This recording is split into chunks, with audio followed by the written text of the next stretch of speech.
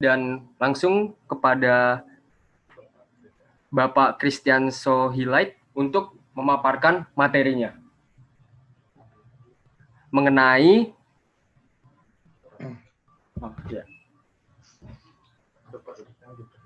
untuk Pak Christian dipersilahkan. Ya, baik, terima kasih. Ya, saya pikir ini bagian daripada pengaruh COVID-19. Jadi semua tidak usah stres. Ya, suara saya bisa didengar ya? Dengar. Selamat malam. Saya lihat ada Pak Jimmy. Pat, selamat malam Pak. Ya. Selamat malam. Bapak James Modo, mungkin juga sudah ada. Ya. Pak Prof Bambang kalau ada. Kemudian siapa lagi? Ya, semua teman-teman yang luar biasa. Ada Kepala Bidang Perpustakaan Papua juga saya lihat hadir. Ya. Baik, saya tidak terlalu panjang. Mana ini? Yang mana? Ini. Ini. Oke. Oke, mungkin host kasih hidup saya punya apa? Share screen-nya kah supaya saya punya materi bisa keluar ini. Bung Novel. Ya. Host hidupkan saya punya screen apa itu? Share screen dulu supaya materi saya bisa keluar. Atau Pak Frans Tulus antara dua. Di Bung Novel mungkin Pak Christian. Di host. Belum bisa, dari sini belum bisa. Masih terkancing.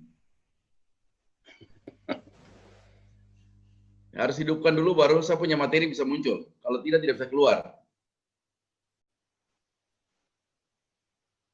Bisa? Belum bisa ya?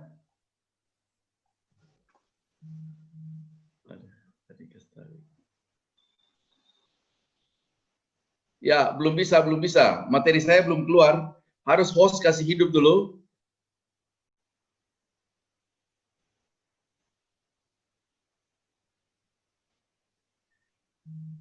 Harus host kasih hidup apa? Share screen-nya dulu, baru materi saya bisa keluar nih.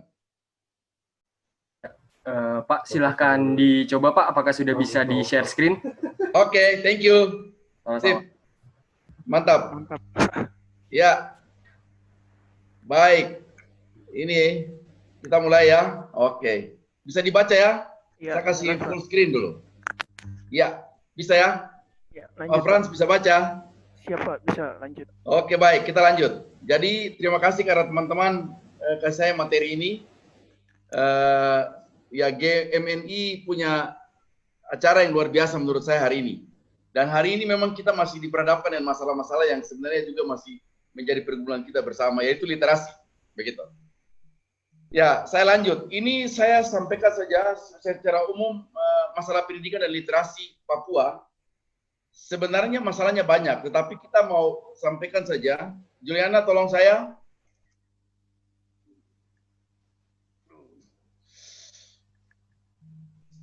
Ini kenapa lagi begini?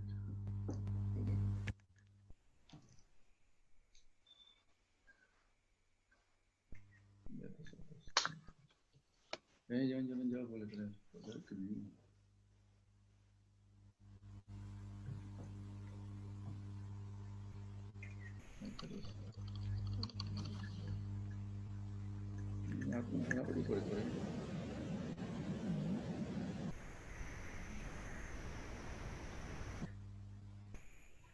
Ya, kita lanjut ya. Mudah-mudahan bisa lihat. Tadi masalah lagi di sini.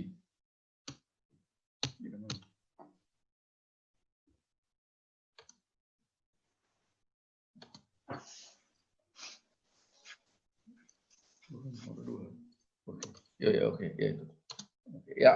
Ya. Saya pikir ini kita mulai ya, kita lanjut. Ya, minta maaf ini.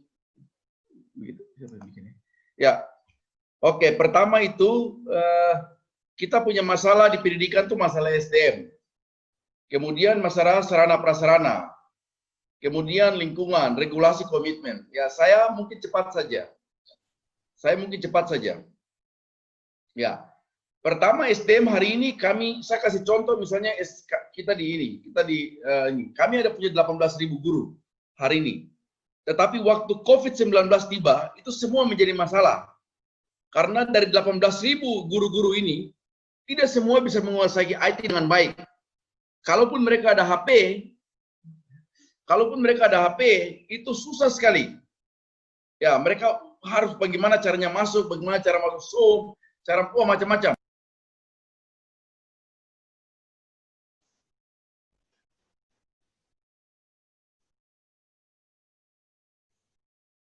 Ya, hilang lagi. Ya, karena itu kita masih punya masalah di SDM.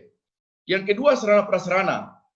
Sampai dengan tahun ini, setiap tahun, kalau kita minta informasi dari seluruh dinas-dinas kabupaten, masalah-masalah di sekolah, kalau urutannya itu nomor 1 sampai nomor 10, permasalahan yang dialami oleh sekolah-sekolah, maka urutan 1 sampai urutan 8 itu masih bicara tentang kurangnya sarana dan prasarana. Pasti. Nanti nomor 8, 9, 10 baru bicara tentang masalah-masalah yang berkaitan dengan kemampuan intelektual orang, kemampuan intelektual guru, itu nomor 8 ke atas. Artinya kita ada masih masalah di situ. Lalu yang berikut lingkungan. Hari ini kita juga masih punya banyak masalah lingkungan. Kalaupun ada NGO-NGO yang bicara tentang pendidikan, hanya dia masih ada di daerah-daerah yang sedikit nyaman menurut saya. Begitu. Lalu masyarakat belum banyak terlibat secara serius. Apa buktinya? Masih banyak terjadi pemalangan di mana-mana. Saya tadi pagi baru selesai urus satu permasalahan pemalangan sekolah di daerah Jayapura, daerah Sentani. Nah, apa artinya itu? Artinya bahwa kita ada masih masalah di situ. Begitu. Yang berikut regulasi. Hari ini regulasi, walaupun kita bilang dana pendidikan 20%, tetapi secara real di pendidikan di dalam APBD masing-masing kabupaten kota, ada yang hanya 9%. Dan itu menjadi masalah untuk kita hari ini. Terakhir, komitmen. Kita perlu ada komitmen. Komitmen dari semua hal. Eksekutif, legislatif, siapa lagi? Dunia usaha di mana-mana yang ada di seluruh Papua harus ada komitmen.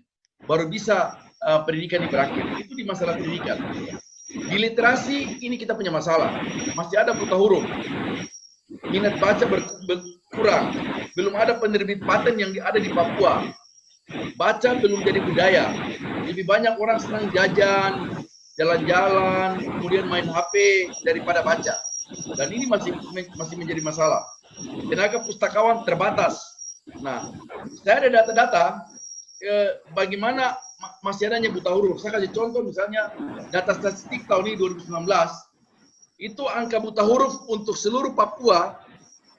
Next, naik. Ya, ini karena kecil jadi kita tidak bisa lihat ya. Gimana ini? Halaman berikut bagaimana?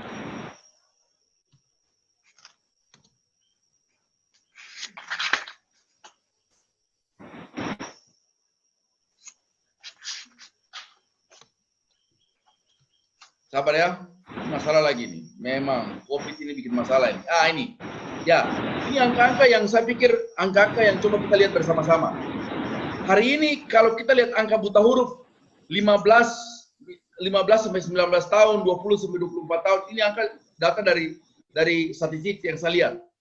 Nanti materinya saya kasih ke teman-teman, bisa di-share saja karena kita tidak punya banyak waktu. Tetapi dari rata-rata ini menunjukkan bahwa angka semua rata-rata hampir sama. Bahwa terjadi masalah, ada orang yang melek huruf di seluruh umur, itu ada. Artinya bahwa potensi kita punya permasalahan semakin besar ketika semua umur itu tidak bisa mereka melek huruf. Begitu. Ya. Lalu apa yang harus kita bikin? Ini kebijakan yang sedang saya bikin. Saya kebetulan baru 3 bulan di Dinas Pendidikan Papua. Karena itu, ini yang harus kita bikin. Pertama tuh kita harus punya grand design pendidikan 100 tahun. Kita harus punya perdasar pendidikan. Kita harus punya pemetaan dan rapikan semua guru-guru hari ini dengan baik. Karena hari ini guru-guru banyak yang punya panggilan sudah lari daripada panggilan gurunya. Kemudian penyelesaian masalah dan prasarana. Lalu keterlibatan stakeholder.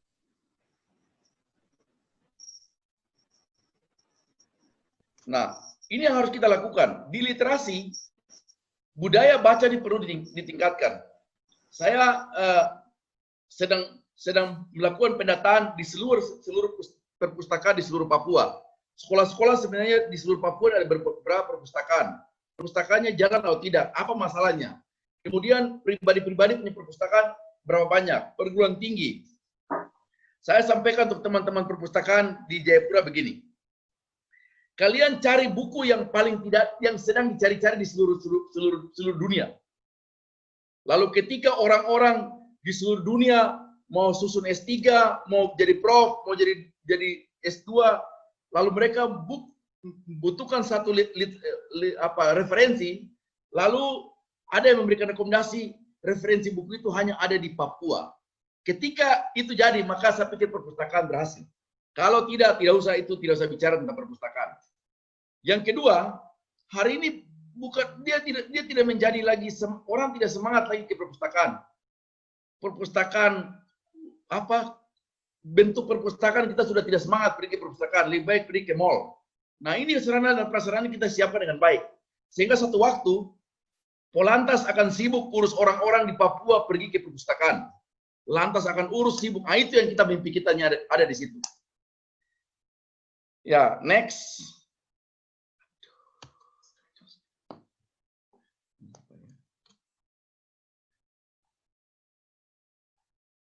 Ya, saya pikir ini saya tidak perlu ulang ya.